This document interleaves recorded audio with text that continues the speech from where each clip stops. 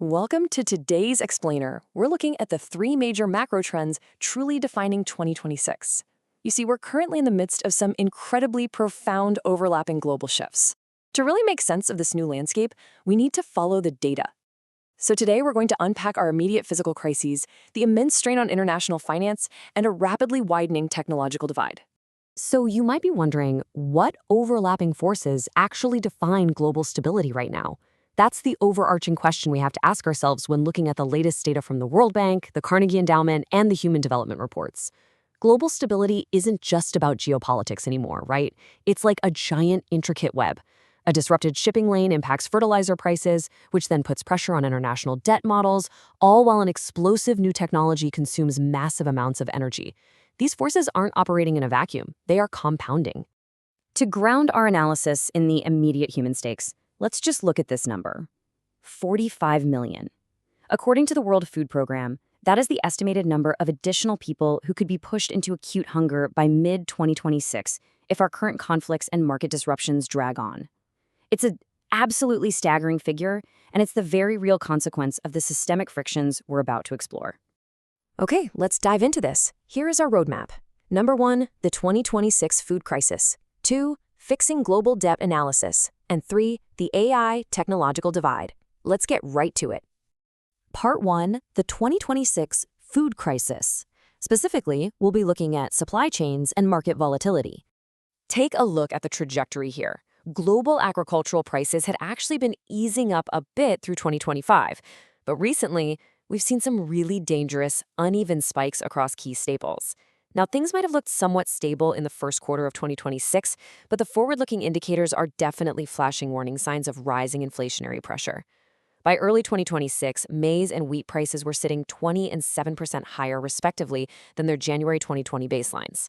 The volatility we're seeing is driven by some very specific regional catalysts. For example, roughly 20% of global oil supplies and a third of global fertilizer trade pass right through the Strait of Hormuz. With the recent Middle East conflicts disrupting these maritime routes, the cascading effects are huge. World Bank commodity data shows urea fertilizer prices surging by nearly 46% in literally just 1 month, between February and March of 2026. You couple those input shocks with heavy rains and cyclones linked to La Niña, and you've basically got a recipe for severe agricultural shortfalls. And what does this mean on the ground? Well, the impact of these compounded shocks is heavily regionalized. Conflict and climate events are driving a massive crisis in sub-Saharan Africa. Over 87 million people are currently facing hunger in East and Southern Africa, with Sudan and South Sudan seeing critical, life-threatening conditions. And over in West and Central Africa, even with some recent good harvests, an estimated 52 million people are projected to be acutely food insecure by mid-2026. This is mostly due to persistent conflicts and funding constraints. All right, moving steadily to part 2, fixing global debt analysis. We're looking at how our international financial frameworks are under pressure. So, right at the core of this financial plumbing is something called the Debt Sustainability Analysis, or DSA for short. This framework is put together by the IMF and the World Bank to assess whether a developing country can actually pay its debts without triggering an internal crisis. And this is a totally vital metric because the results of a DSA dictate exactly how international lending, emergency relief, and debt restructuring get distributed. But here's the catch. Predicting a country's financial collapse is incredibly complex. The current frameworks are probabilistic, which means they are prone to errors. Specifically, these models either raise false alarms, which we call type I errors, or they miss impending financial crises altogether, which are type 2 errors. And this happens in about 1/3 of all cases. Think about that. When tens of billions of dollars and the economic survival of millions are on the line, a 1/3 error rate is a massive institutional challenge. Because these mechanical models frequently miss the non-quantifiable stuff, the IMF and World Bank leave room for something they call staff judgment. In about 20% of low-income country cases, staff actually temper the model's mechanical signals with their own qualitative assessments. The problem? Well, this process can be highly opaque. It leaves these institutions wide open to accusations that their sustainability findings might be influenced by a political desire to either justify emergency lending or avoid imposing debt restructuring on creditors. So how do we actually fix this?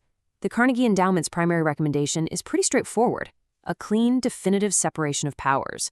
We absolutely must untangle the technical, objective economic assumptions made by independent staff from the ultimate strategic political decisions made by the executive boards. Basically, staff shouldn't be massaging numbers to provide cover for a political decision, and the board shouldn't pressure staff to tweak their math. To make this system reliable and objective, a few actionable reforms are needed. We've got to streamline the indicators being used. We should mandate formal scenario analysis, laying out different default and non-default probabilities explicitly. The Carnegie report even suggests courtroom-style team simulations where analysts actively debate the optimism or pessimism of a country's debt before judges. And finally, for sure, we need to start selectively building the continuous costs of climate change directly into these sustainability models. Which brings us to our final pillar, part 3, the AI technological divide. Let's look at the paradigm shift reshaping global equity. The World Development Report maps out how insanely fast we are moving through distinct eras of AI. We started with predictive AI, using machine learning to find patterns, like predicting crop diseases. Then, we recently jumped into the generative AI era, using large language models to whip up text, images, and code on demand. And now, the frontier is shifting toward agentic AI. These are systems that don't just generate content. They can reason, plan actions, and execute independent goals. It's a truly stunning leap forward. And this brilliantly illustrates the vast inequalities in how this tech is actually distributed. Look at the massive concentration of generative AI traffic and energy consumption in high-income nations like the US. Meanwhile, other major economies show stark disparities relative to their GDP. The sheer infrastructure and energy required to run these models is creating an entirely new axis of global inequality. You can see this geographic divide even more clearly when we look at policy preparedness. Notice the dark green areas? Those are the high-income economies, along with a few upper-middle-income ones, that have formalized their national AI strategies. Now contrast that with the vast stretches of gray and purple across low-income economies, particularly in sub-Saharan Africa, which just don't have national strategies yet.